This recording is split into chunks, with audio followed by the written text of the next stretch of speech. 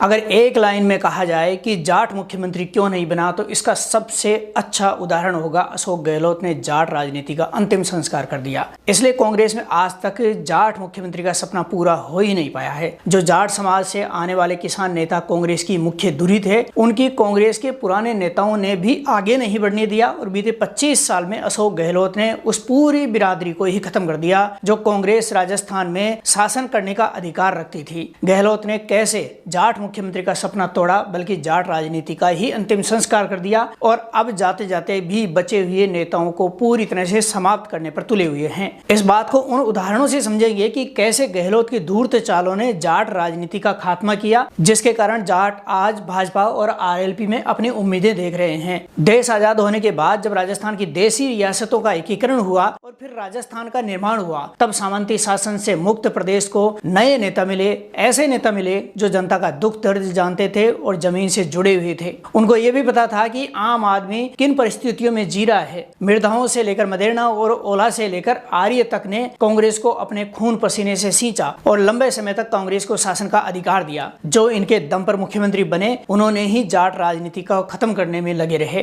पहले हरदेव जोशी और जयनारायण व्यास जैसे मुख्यमंत्री बने, तो कुंभाराम आर्य और नाथूराम मिर्धा जैसे नेताओं के दम पर मुख्यमंत्री की कुर्सी तक रहे। तो बाद में अशोक गहलोत 3 बार मुख्यमंत्री बने, जो मिर्धा, मदेरणा और ओला परिवार के दम पर मुख्यमंत्री की कुर्सी तक पहुंचे। गहलोत ने इनको ही खत्म करने का काम किया। पूरे राजस्थान को पता है कि 1998 के दौरान किसान नेता परशुराम मदेरणा की मेहनत से सत्ता में आई कांग्रेस में किसानों के अरमानों पर पैर रखकर अशोक गहलोत पहली बार मुख्यमंत्री बने थे। अपने सिद्धांतों के चलते मदेरणा कभी सोनिया गांधी के आगे नहीं झुके, जबकि इसी का फायदा उठाकर गहलोत ने मुख्यमंत्री की कुर्सी हथिया ली। दूसरी बार 2008 में जब शीशराम ओला, सीपी जोशी जैसे नेताओं को आगे कर चुनाव लड़ा गया, लेकिन सीपी जोशी के 1 वोट से हारने के बाद शीशराम ओला ही एकमात्र दावेदार थे, लेकिन गहलोत ने फिर से सोनिया गांधी से वफादारी का इनाम ले लिया। तीसरी बार सचिन पायलट को जनता ने बहुमत दिया, लेकिन सोनिया गांधी की वफादारी गहलोत के लिए फिर से वरदान बन गई। अशोक गहलोत 3 बार मुख्यमंत्री बने, तीनों ही बार सोनिया गांधी ने बनाया, ना कि जनता ने। ये बात खुद गहलोत ने सार्वजनिक रूप से कई बार कही है। अब आप समझिए कि इन 3 कार्यकाल में गहलोत के द्वारा कैसे जाट राजनीति को खत्म किया गया।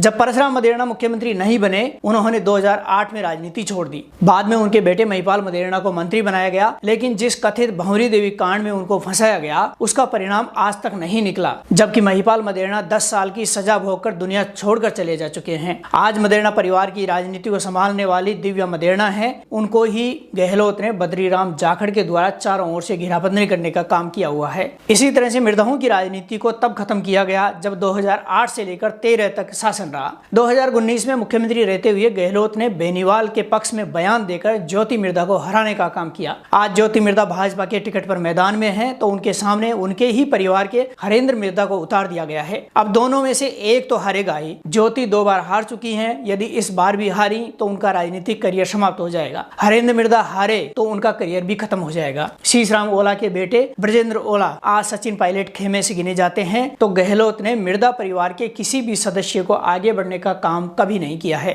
मदेरणा की पौती दिव्या मदेरणा अकेले दम पर मैदान में ताल ठोक रही हैं, तो गोविंद सिंह डोटासरा को राजेंद्र राठौड़ से लड़वा कर राजस्थान में जाट राजपूत विवाद फिर से खड़ा करने का प्रयास गहलोत गुट ने ही किया है। हरीश चौधरी के खिलाफ एक छोटे मामले में सीबीआई जांच की अनुशंसा कर दी, तो लालचंद कटारिया को चुनाव से ही बाहर कर दिया। हेमाराम चौधरी का मन भी अशोक गहलोत की धूर्त चालों के कारण ही राजनीति से दूर हुआ है। सरकार बचाने के लिए महेंद्र चौधरी और कृष्णा पूनिया को 5 साल तक खुद के पक्ष में रखा, लेकिन न तो उनको कुछ बनाया और न अपने दम पर कुछ बनने दिया। विश्वेंद्र सिंह को 5 साल ऐसा विभाग दिया जिसमें करने को कुछ था ही नहीं। युवा मुकेश भाकर और रामनिवास गावड़िया को बागी बना दिया गया। बड़ी नेता रही कमला बेनीवाल के बेटे आलोक बेनीवाल को लगातार दूसरी बार टिकट नहीं दिया, जबकि वो अभी विधायक हैं। प्रदेश की राजनीति में ऐसे दर्जनों उदाहरण हैं जब गहलोत ने जाट राजनीति को खत्म करने का काम किया है। यहाँ तक कि खुद के बेटे की राजनीति चमकाने के लिए बद्रीराम जाखड़ को पाली भेजकर हरवा दिया।